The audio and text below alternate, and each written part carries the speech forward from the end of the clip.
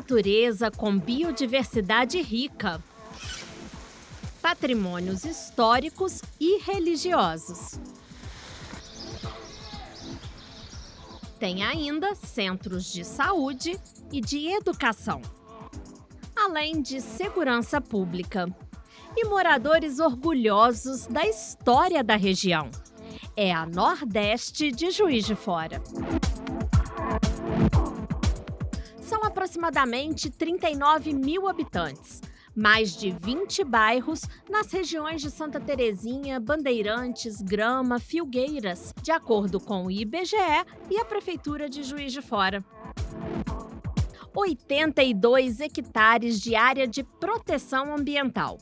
O Jardim Botânico da Universidade Federal de Juiz de Fora fica em Santa Terezinha e está dentro da Mata do Crambeque, um dos maiores remanescentes de Mata Atlântica em área urbana. Para a comunidade, para a região, esse aprendizado mútuo dessas instituições, universidade e as associações de bairro.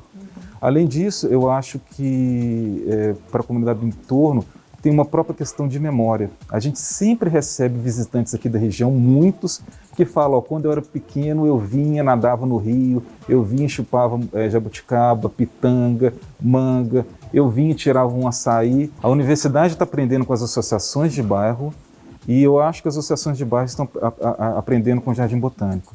Nós temos no Conselho do Jardim Botânico um assento para um representante dos bairros do nosso entorno. E sempre nós conversamos, sempre a gente escuta as demandas.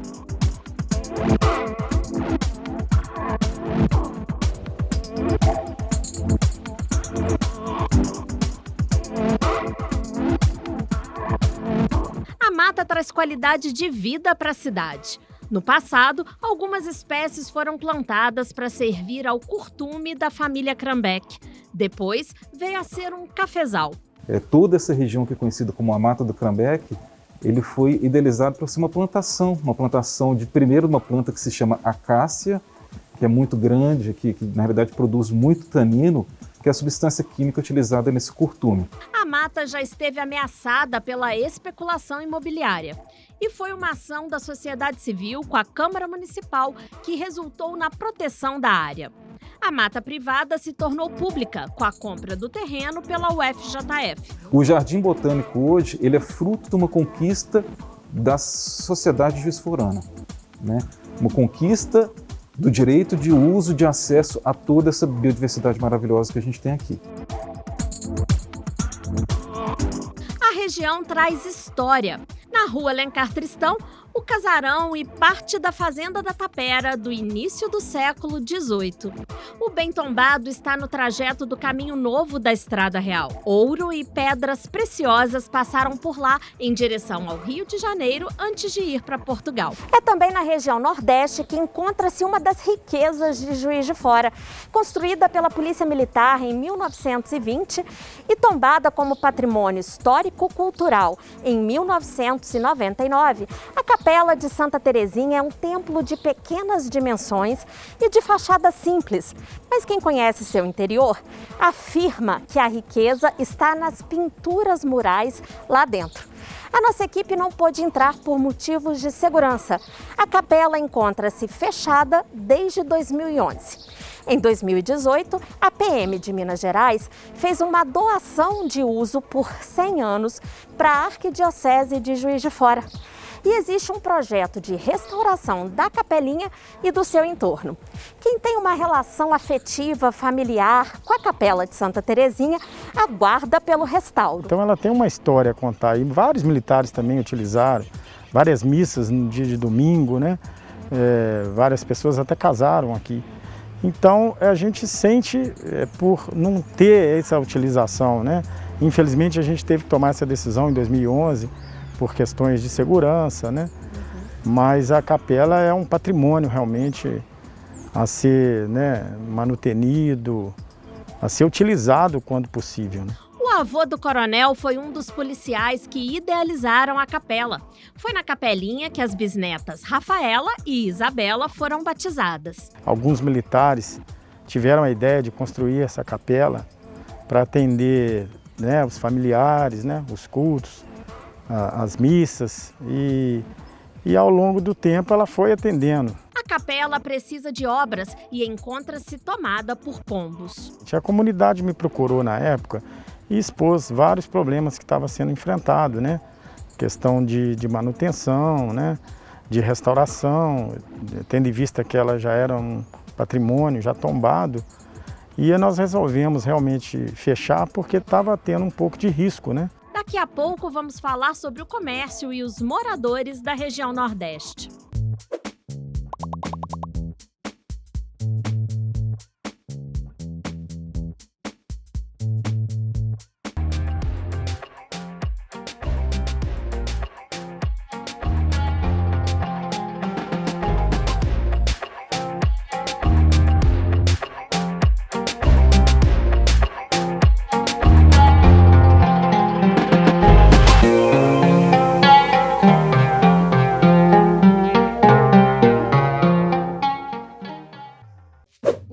Integrado de Atendimento à Mulher é o novo espaço do Palácio Barbosa Lima, para o acolhimento e atendimento às vítimas de violência doméstica.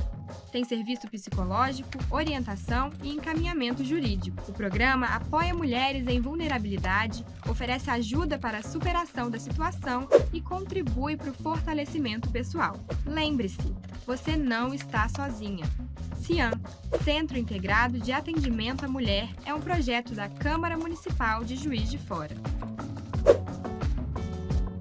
20 de novembro, Dia da Consciência Negra, dia de luta contra a opressão dos negros no Brasil e de reverenciar pessoas importantes para a nossa história. Nelson Silva, juiz forano, Nelson Silva nasceu no dia 22 de janeiro de 1928. Foi contador, tipógrafo e um dos maiores compositores de Juiz de Fora e do país. O seu acervo musical tem sambas, boleros, rumbas, mambos, valsas, toadas, batuques e hinos religiosos. Fundador do Batuque Nelson Silva, ele traz na sua música a realidade dos negros no Brasil, resgatando a linguagem do escravizado. Nelson Silva morreu em 10 de outubro de 1969. Seu legado está em todo o repertório musical e no batuque que guarda a herança de luta por uma sociedade mais justa.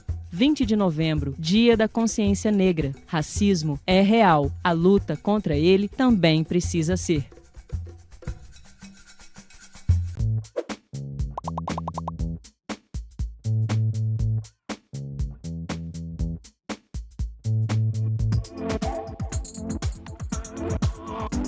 A região Nordeste também tem comércio pulsante. A gastronomia atrai juiz-foranos para o lugar. O Niécio tem bar na Praça Arthur Bernardes, do bairro Bandeirantes, há 43 anos. Quando cheguei, o bairro era pequeno. Poucos moradores, movimento pequeno, mas com persistência e determinação, que é característico para toda a profissão.